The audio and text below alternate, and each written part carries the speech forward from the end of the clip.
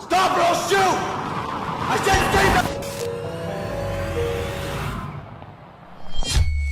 Thatcher Davis and Ruth Weaver, two newly promoted officers, make a vow to protect the citizens of Mandela County before they become involved in a few alternate cases, eventually experiencing the true horror themselves directly, witnessing how when an alternate is encountered, they won't leave until they take over the victim physically, mentally, and entirely, replacing their existence. Hi folks, I'm R, and welcome to another Mandela Catalogue volume by the one and only Alex Kister, here to give us another sleepless night.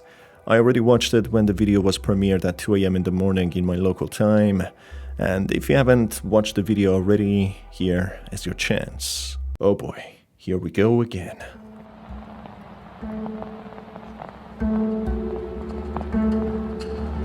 The story begins with a woman called Lynn Murray trying to calm her crying child. Seemingly a typical behavior of children, Lynn has a broken and defeated tone, displaying that there's a bigger problem involved. Lynn proceeds to call her ex-husband Jude Murray, trying to console with him, displaying her despair and need for support, with Jude agreeing to stay tomorrow night with her and their child in order to calm both of them just a little. Someone is then seen watching TV with the channel talking about TV transmissions and how they transfer data in different parts of the country so efficiently when the story is put on a pause for now. Shh, it's okay. It's okay. What's wrong, honey? Everything's gonna be okay. There's no need to cry.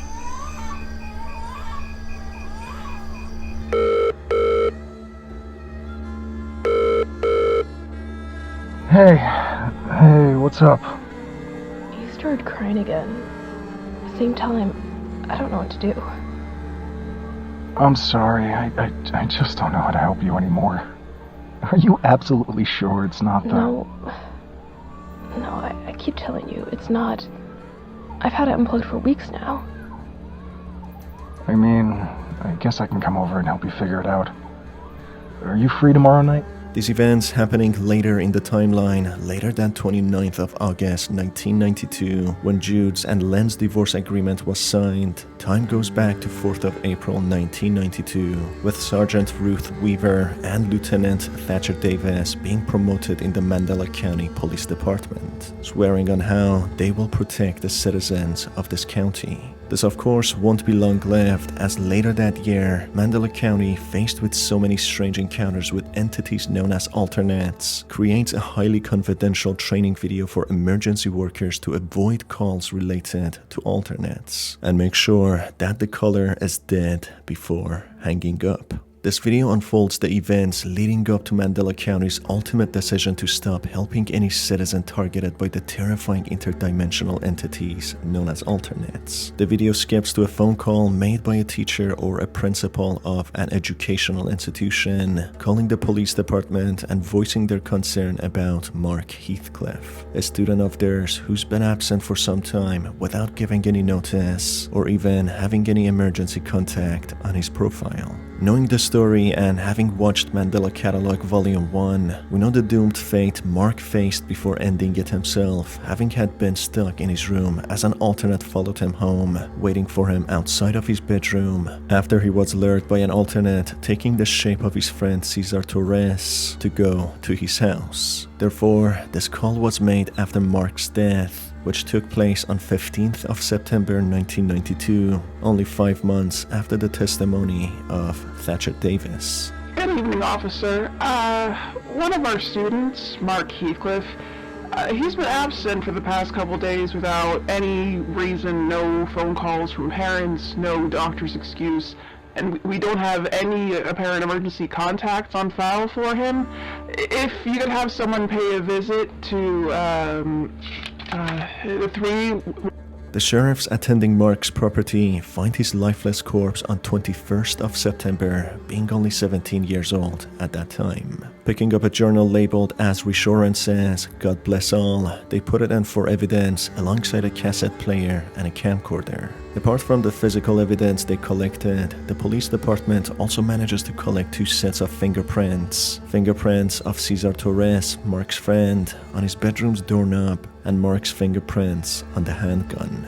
Playing the tape inside the camcorder and the cassette player, the officers watch and listen in horror the terrifying recordings of an entity outside of Mark's bedroom, knocking on his door and encouraging him to get out.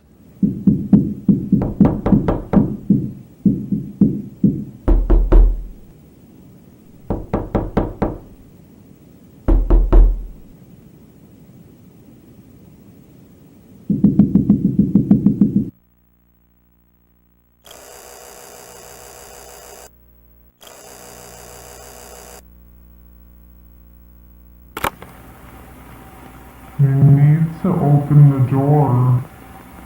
No. I am not going away.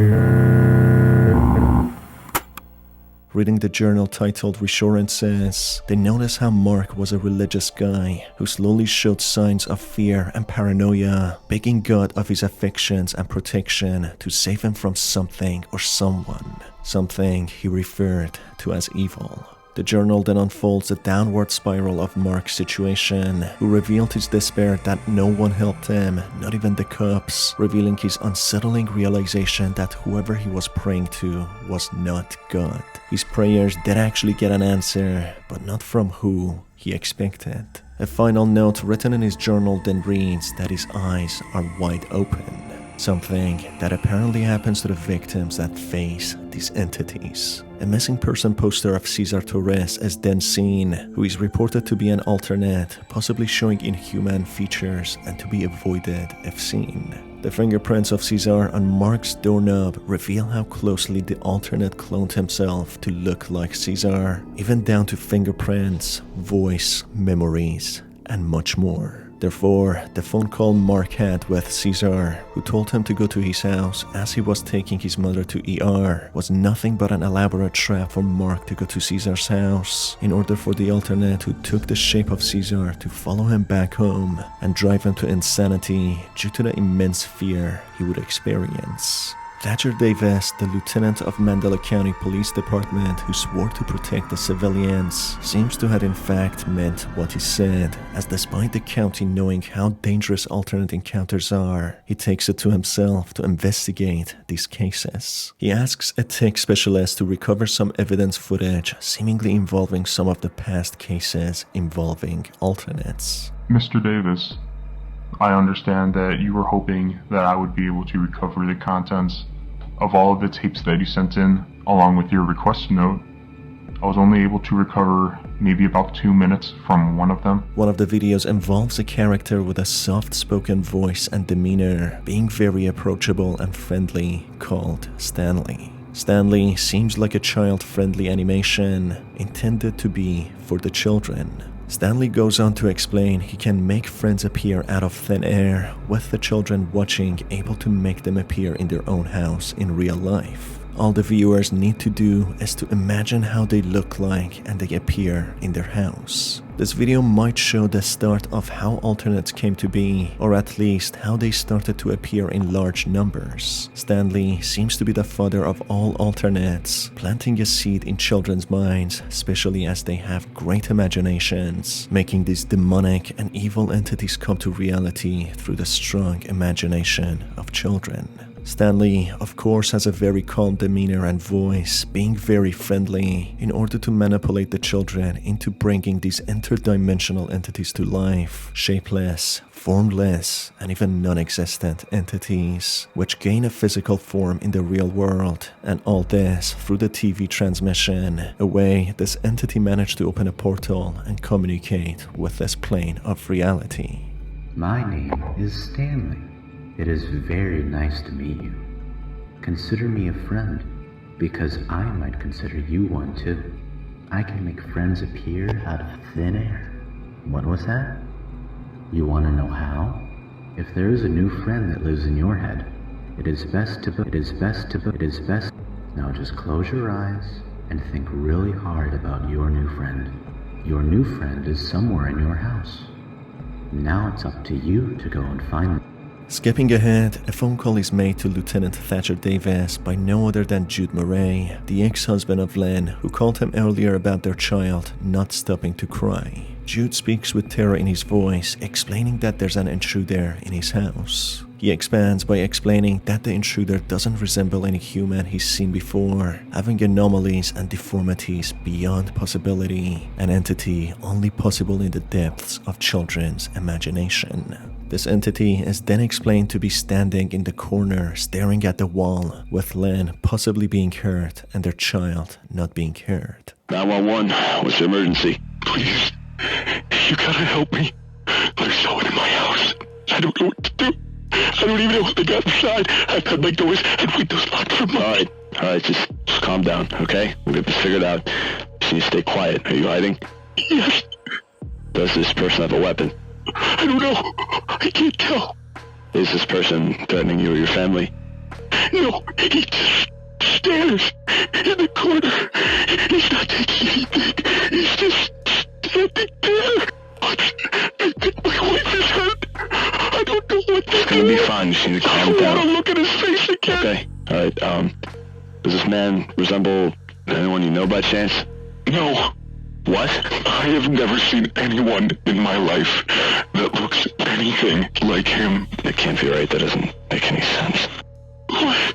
Thatcher contacts Ruth Weaver, the recently promoted sergeant, a brave and competent officer who explains that she's already on this call. As Thatcher tries to get back to Jude, only now asking him for the address, he's surprised to hear that he's not responsive anymore. I mean, Thatcher took his time in helping Jude, literally waiting till the last minute to get his address, with a possibly dangerous intruder in his house, and yet he acted surprised. I don't see how he got promoted to his position, displaying such lack of competence in handling a home invasion call. Moving on, Ruth Weaver explains that she needs backup as the other officers backed out from entering the house in interest, with her only left at the scene, yet again showing the severe incompetence of Mandela County Police Department. Thatcher himself decides to accompany Ruth, two of the bravest officers, entering the house, which seems to have an alternate incident as everyone else in the department refused to respond to this call. Going to the property, noticing a TV left on static, they witness in horror the lifeless body of Ruth and no sign of the child or the ex-husband. Going further down in the house, Thatcher starts by asking if anyone's there. Someone repeats word by word whatever Davis says, mimicking his voice perfectly. It doesn't stop there, as the perpetrator seems to slowly take the shape of Davis, even having his radio appear out of thin air, connected directly to the department, being fully functional. Hello? Hello? Identify yourself. Identify yourself. This is a police investigation. I need you to identify yourself. Look.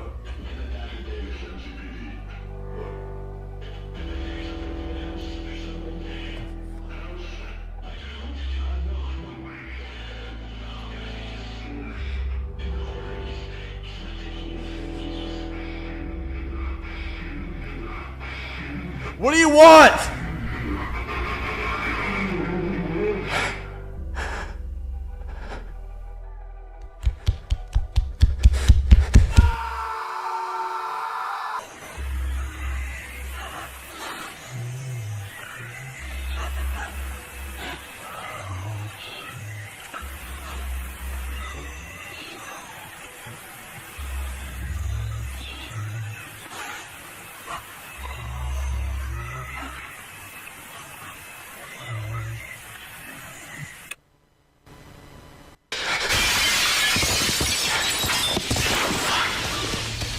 If you're still in there, I'm gonna find help, okay?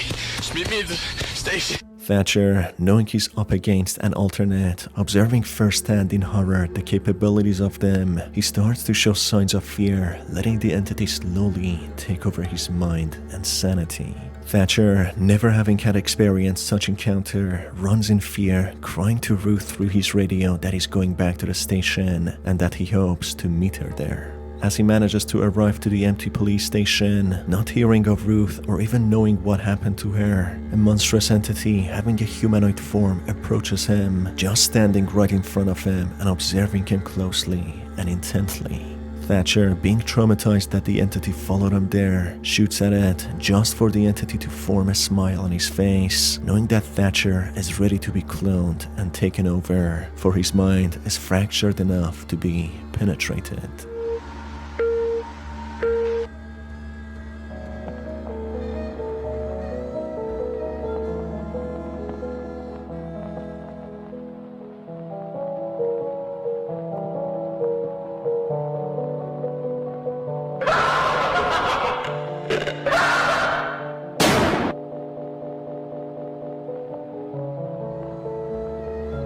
The entity proceeds to take over Thatcher's existence and becoming the new lieutenant of Mandela County Police Department, with Thatcher disappearing from the plane of reality.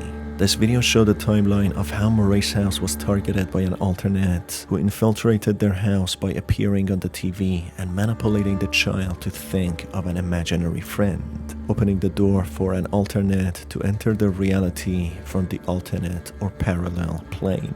This entity seems to somehow make the child disappear, leading to Lynn taking her life, with Jude noticing an intruder when he goes to Lynn's house. Calling the police department for help, Thatcher and Ruth fall victims to this alternate who takes over the existence of Thatcher. What is not revealed or clear as to what happened to the physical bodies of the child, Jude and Ruth. Maybe the alternates also have the ability to make the humans disappear and go to their plane of reality, with it being something that still needs to be clarified in Mandela Catalogue series. Just for safekeeping, make sure you lock your doors and windows at all times, and definitely don't imagine any unreal friends wishing that they were in your house.